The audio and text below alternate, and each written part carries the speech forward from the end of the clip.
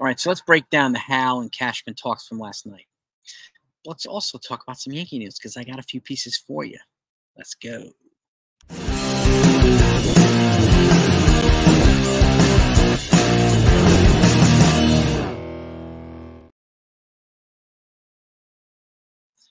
Give me the Yankees news first.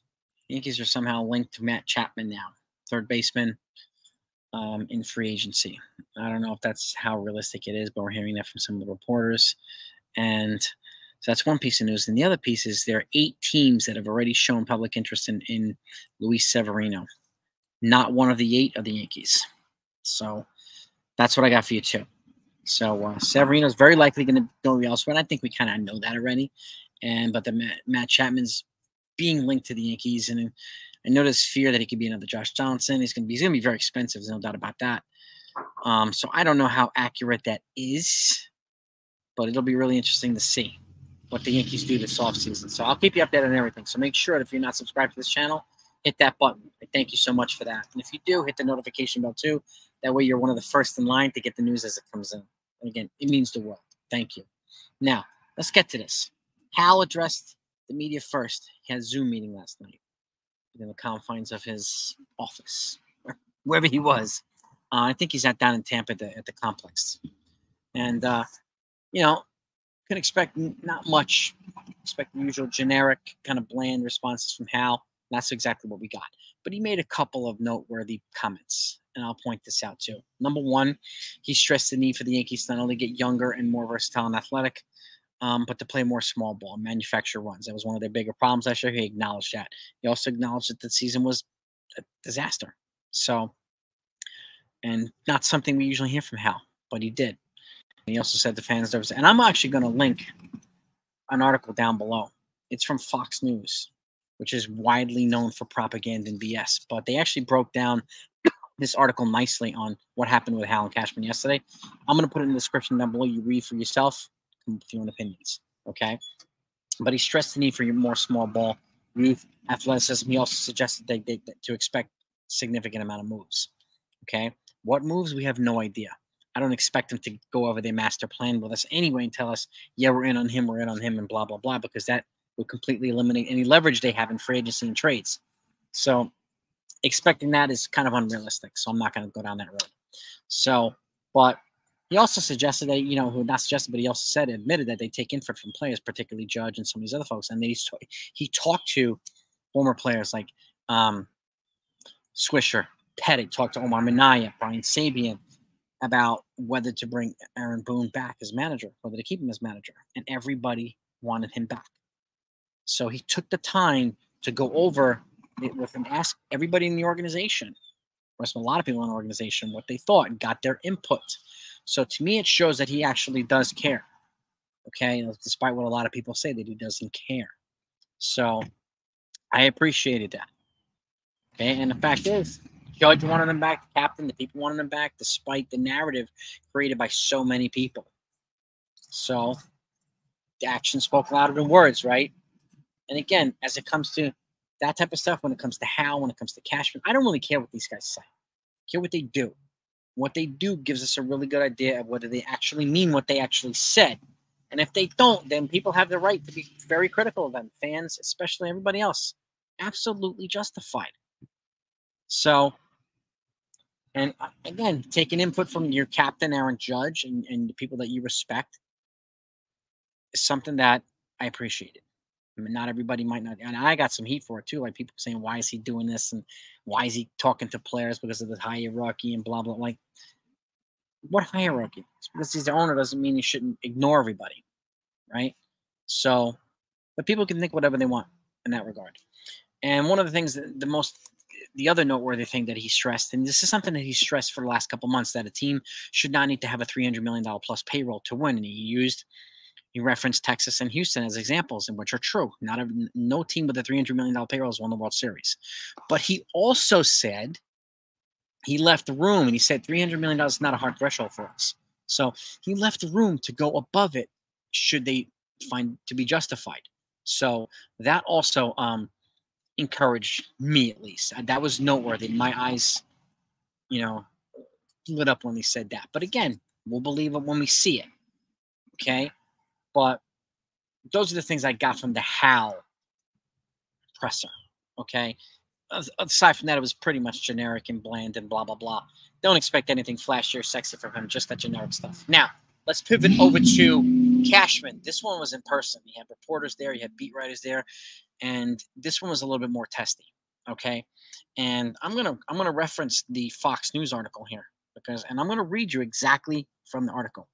Okay, it says, in title, Yankees GM Brian Cashman defends team process and expletive-filled rant. I think we're pretty effing good, which he did say, and this is something that a lot of folks ran with yesterday on YouTube and Twitter, and they completely ignored all the texture and the context around it.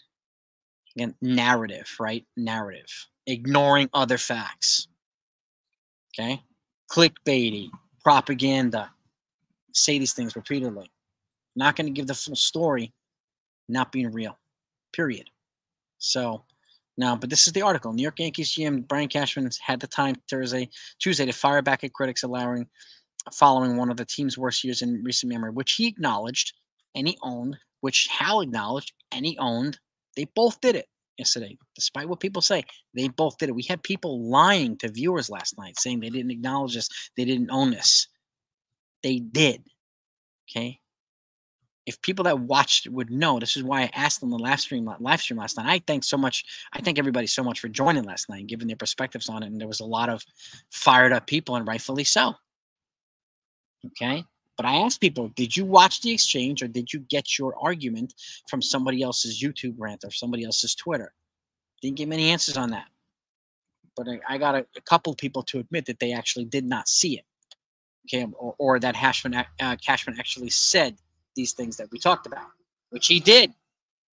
Okay? And again, me wanting to include the other facts out there is not defending Cashman.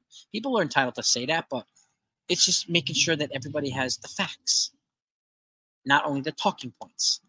That to me is important. So, again, back to the article. The Yankees were 82-80 last season, a winning record, but a total disaster for their standards. True, they both acknowledge that. Okay? Owner Hal Steinbrenner said early on Tuesday that their season was awful and that fans didn't get anywhere close to what they deserve. Can't disagree with that. They didn't. Cashman took it a step further after Steinbrenner's morning availability with reporters, defending his team and the front office that he oversees. And again, this was more aggressive, more testy. And the reporters were in his face, questioning him, pushing him hard, which they should have done, and rightfully so. Okay? But again, a lot of reporters' jobs are to create a narrative. And sometimes the narrative ignores some of the facts. So did we expect them to just sit there and take a beating and not call out stuff that wasn't factual? No. Who in their right mind would not do that? Okay? I know I would. But I can't speak for anybody else. So back to this. I think we have good baseball people, whether they're pro scouts, whether they're coaches, whether they're a manager, whether they're the general manager, whether they're analytics guys. I think they're good people. Cashman explained confidently to a group of reporters via SNY. I'm getting permission requests from all over the place. We just lost our bench coach to the Mets' manager, which they did. So it's proof of good people that are interested. Okay. I got analytics guys trying to be poached to other clubs right now. Our player development program, not different than any other places. But again, reinforcement that we got good people. Okay. And then he says, I'm proud of our people and I'm proud of our process. Doesn't mean that we're firing on all cylinders. Doesn't mean that we're best in the class, but I think we're pretty effing good personally, and I'm proud of our people. I'm also looking forward to 2024 being a better year than 2023. Okay, acknowledging stuff. And again, that's the line that people ran with last night and ignored pretty much everything else. Why would we do that? Why would we create this narrative? And Cashman challenged people, okay? He did. And this says here, Cashman also had words for critics who say the Yankees are too driven by analytics. A narrative that has swirled around the organization by fans. Fox News is calling out fans for the narrative. Okay? Fox News, read the article. You'll see it. Narrative swirled around the organization by fans and others, despite the success has been on the field. This is not him calling them out. This is Fox News calling them out. Okay, but of course, World Series or bust is what the Yankees are all about. We know this. People expect that comes with the territory, and we get that. And they haven't been to one since 2009, which is also true. Some people are pissed about it. Okay, And people talk about we're analytically driven, right? We have the smallest analytics department in the American League East. Cashman said that, matter of fact. That is a shocker to you guys, right? He actually looked around at the reporters. Nobody contested it. Nobody challenged him on it. Not one, including Joel Sherman, who's widely respected and thought of as a guy that speaks for the people. He didn't challenge him. Okay. And then he said, that a shocker to you guys? We have the largest pro scouting department in all of baseball. Is that a shocker to you? Again, he looked around, invited people to challenge him. Not anybody, not a single person challenged him. Why is that? Because he called out their narrative that they could not prove was true. Right? This is what I'm talking about. They said, but no one's doing their deep dives. They're just throwing ammunition and bullshit and accusing us of being run analytically. And again, that's the narrative that's been created that people cannot prove. Okay, we know that they're analytical, that they use analytics. We both, and we have reported ourselves as YouTubers what the writers and other people say. We've done it. Okay, including myself. And again, now I can't say that everything Cashman said was true, but I also none of us can say that everything he said was a lie. So I'm not even going to go down that road. But the fact is, he challenged people yesterday, and none of them went at him. None of them called him out on it. None of them challenged him back. Why is that? Okay, they had an opportunity. Okay, he also took ownership for Gallo. He took ownership for their Montez trades. He apologized for them, which he did. Okay, but this is and this is where he tended to he got feisty. And I don't agree with everything he said yesterday. Okay, I don't. But calling out facts doesn't make me a shill or a defender for Cashman. It's just calling out facts that people tend to conveniently ignore. So, and again, people make a good point on my channel regularly, is doing the same thing repeatedly but expecting a different result is a definition of insanity, right? Which is a valid point. Why is that standard being applied to him and the Yankees but not reporters who ask the same question repeatedly and are expecting different answers? Right?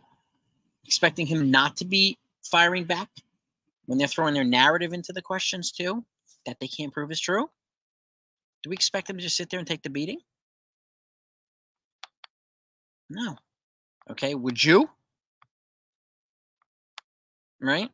So, and again, I do not agree with the Josh Donaldson trade and whatnot, and some of the things he says about Josh Donaldson. We talked about this still, but this stuff is in the past. They're moving on from it. We're trying to move on from it. And again, did we ever hear Cashman say, "Yeah, we're in deep on Manny Machado or Carlos Correa"? No, but people are saying that. Beat writers and YouTubers and everything else, people are saying that, right? And then they'll trash him when he doesn't get them.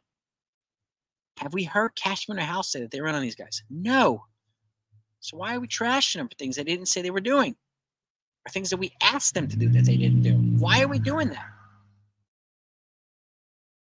Why is giving the whole story and giving the facts such a bad thing? It's puzzling to me. It really is. It really, really is. That's why I stress the importance of giving you guys and gals the full story, whether it's good or bad. At the very least, you have all the information that you need. Okay? And it's fair. I think it's fair, and I won't do it any other way. But those are the major takeaways. Yeah, the Cashman thing with meeting, I guess, with reporters was pretty testy and aggressive. And do I think he was could have been a little pushy and even more arrogant at times? Yeah, he was. But in some of the cases, it was justified. In some of the situations, he had to be. Did we expect him to throw people under the bus like the medical staff and the trainers and all this stuff? My guess is they're going to do some of these things behind the scenes and not tell anybody. Which is, you know what? If they do it, I don't care. And hopefully they will. But again, we'll believe. We need Cashman and Hal to put their money where their mouths are. They both said they need to get better and to make moves. And Cashman stressed the need for two outfielders, at least one of them being a lefty. We need them to actually put their money where their mouth is and to do what they say they're going to do. Otherwise, criticizing them is absolutely justified. But at the very least, let's put out the full story, please. And I know some people don't care about that, but I think it's important. At least I want you to have the full story. So those are my takeaways from it. Okay. And it probably needed to be tested yesterday. And the reporters needed to push him the way that they did. But asking the same question over and over again for the last couple months, do we expect anything different? Like a different response? Like, was he standing up there lying to people? No. Okay. People are calling it a flex and all this stuff. So, I mean, calling out narratives that are created by other people is not a flex. It's just calling out a narrative created by other people, not him. It's not a flex. So, despite what people say, people are entitled to their views and their opinions. But again, to me, both sides is better than on one side. So you let me know what you think, gang. So there's the news. There's the insight on that stuff. Have a great day, and I'll talk to you next time.